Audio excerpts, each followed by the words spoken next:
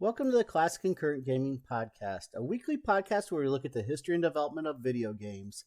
I'm your host, RxDude22. We're getting near the end of Season 4, where we're looking at games that I personally enjoy and I think you should really check out that might fly under the radar for most people. This week's game is a game that was ported from an arcade over to the Neo Geo console and has been proclaimed as one of the best games the console has ever seen. I personally enjoy this game. It's a great platforming game, and it's incredibly challenging as well. This week, we're going to look at Magician Lord.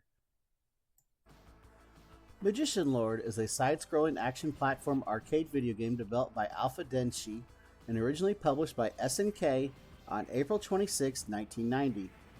It was one of the launch titles for both the Neo Geo MVS and Neo Geo home platform systems, in addition of also being one of the packing games for the AES, the home platform. When the evil sorcerer Gale Agisi breaks free from his imprisonment and steals the magic tomes that were used against him centuries ago, the magician Elta embarks on a journey to recover the stolen magic tomes from the hands of Gao and his followers before the god of destruction, as Atorus is revived and destroys both the land of Catechus and the world. Though it was initially launched for the Neo Geo MVS, Magician Lord was later released for both Neo Geo AES and Neo Geo CD in 1991 and 1994 respectively, and has since been released on compilations and through download services for various consoles, among other ways to play it. Upon its original release, Magician Lord received praise for its colorful and detailed graphics, sound department, gameplay, and for being a showcase of the capabilities of the Neo Geo. Though critics felt divided in regards to the difficulty, it was considered a financial flop in arcades, despite the positive reception it garnered. Retrospective reviews for the title have been mixed in recent years, with reviewers praising the graphics and sound, but criticizing its challenging difficulty. A sequel was in development, but was never released. Gameplay. Magician Lord is a side-scrolling action platform game similar to Ghouls and Ghosts and Rastin, where the player takes control of Elta, the main protagonist, through 8 stages of varying themes set in the land of Catechus, where the main objective is to recover 8 mystical books that were stolen by Gale Agisi, one of the main antagonists, by defeating his servants, along with one of his creations that act as a boss at the end of the stage to progress further. Some of the levels featured are linear in nature, populated with obstacles and enemies, requiring the players to traverse the stage by running, jumping, climbing, shooting, or dodging enemies, while other levels later in the game become more maze-like and exploratory, making the player take different routes to reach the end. If the player takes too long to complete the level, an invincible creature appears and starts following Elta until he is killed and respawns on the same location where he died. Once all lives are lost, the game is over unless the player inserts more credits into the arcade machine to continue playing. If a memory card is present, the player is allowed to save their progress and resume the last stage the game is saved at. As with many earlier games released by SNK, it is well known for its high difficulty. All the levels in the game have doors that can be opened by pressing up on the joystick, leading to rooms that can either benefit or harm the player, and finding the correct door will lead the player to the mini-boss of the level. While in the AES version, these also act as checkpoints. One of the main features of the game is the ability to transform into powerful beings by picking up combinations of colored orbs found throughout the stages inside treasure chests, granting the player new forms to attack enemies and bosses. When he is not transformed, the primary form of attack for Elta is a weak but fast-moving energy projectile that he can shoot in 4 directions. Some of the transformations available in the game are the following by grabbing the same colored orbs in a row or by combining them. Dragon Warrior. In this form, Elta becomes a dragon and attacks by breathing a continuous short-range fire attack that can also be aimed diagonally, unlike his standard attack. Waterman. In this form, Elta attacks with water bubbles that burst into water pillars upon touching the ground, but only cover a small area. Poseidon. A more powerful version of the Waterman form, Poseidon can shoot powerful waves of water that travel along the ground for several hits, but this form moves very slowly. Shinobi. In this form, Elta becomes a shinobi, gaining an increase in agility and attacks with powerful magical arcs of fire, covering a wide area but are slow moving. Samurai. Though limited in range, the Samurai is the only form that allows L to attack through walls, shields, or multiple enemies, using a boomerang-style attack that deals heavy damage. Raijin. The Raijin form gives a big boost to the jumping ability of Elta, as well as a unique attack that creates a continuous electrical field around his body. Plot. Once upon a time, the peaceful and prosperous land of Caduceus and its people were almost at the brink of extermination due to the sudden emergence of a sorcerer named Galagisi, whose evil power brought a legion of monsters to invade upon the land and seeking to resurrect Az-Atorus, a demonic god of destruction, to conquer the land of Caduceus and the world. When all hope seemed to be completely lost as the demons were about to take control completely, a young magician capable of many feats appeared and fought against the unleashed beast. In addition to sealing both Gal and Az away into a collection of 8 magical tomes. The young magician later became known as the Magician Lord, after saving the world from evil. And several years went on with peace reigning supreme on Caduceus, but the seal weakened with time, and Galagisi escaped from it, resurrecting himself and stealing the 8 magical tomes, as a result, spreading destruction in the land once more, and seeking to revive Az-Atorus again. Elta, the last descendant of the Magician Lord, goes on a journey to retrieve the 8 magical tomes from Gal and his henchmen before Az is completely resurrected. After defeating the demonic henchman, Elta arrives at the tower where Galagisi resides, who managed to summon Az-Atorus before being sealed once again by Elta, and after defeating and sealing the god of destruction, peace returns to Caduceus once again, and the legend of Magician Lord is reborn. Development and release.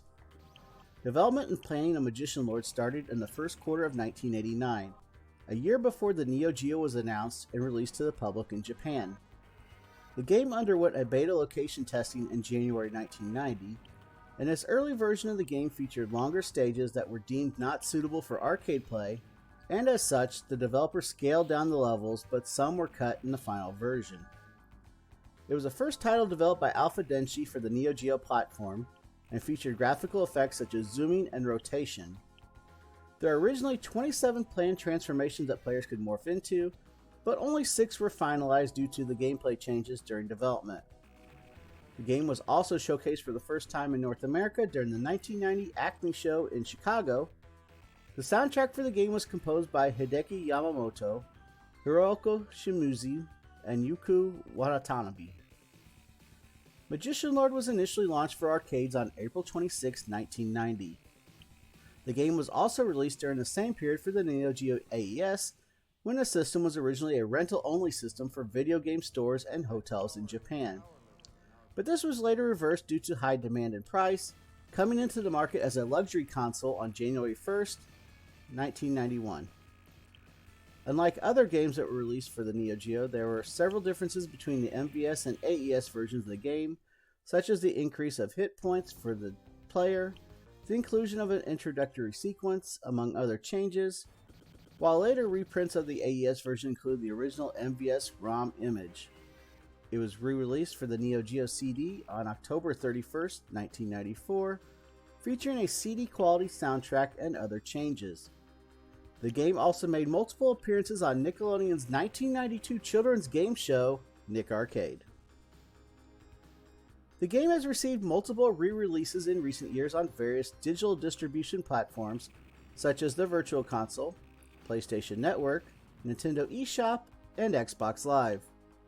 It was also released on the SNK Arcade Classics Volume 1 compilation for the PlayStation 2, PlayStation Portable, and the Wii in 2008. Magician Lord was also one of the 20 preloaded games included on the Neo Geo X. The game was also recently included in the international version of the Neo Geo Mini. An unofficial tech demo for the Super Nintendo Entertainment System was released in 2023. Reception. Replay reported Magician Lord to be the 10th most popular arcade game at the time. On release, Famicom Tsushin, scored the Neo Geo version of the game an average rating of 18 out of 40. On release in North America, it received positive reviews.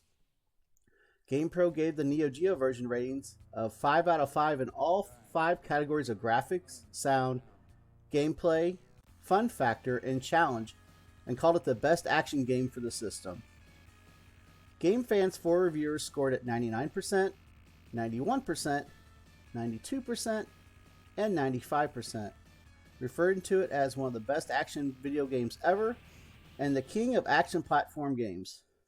Jason Wetzner of GameFan also gave a positive outlook to the game in their June 1999 issue, praising the graphics and level design, stating that Magician Lord still remains one of the best 2D games ever.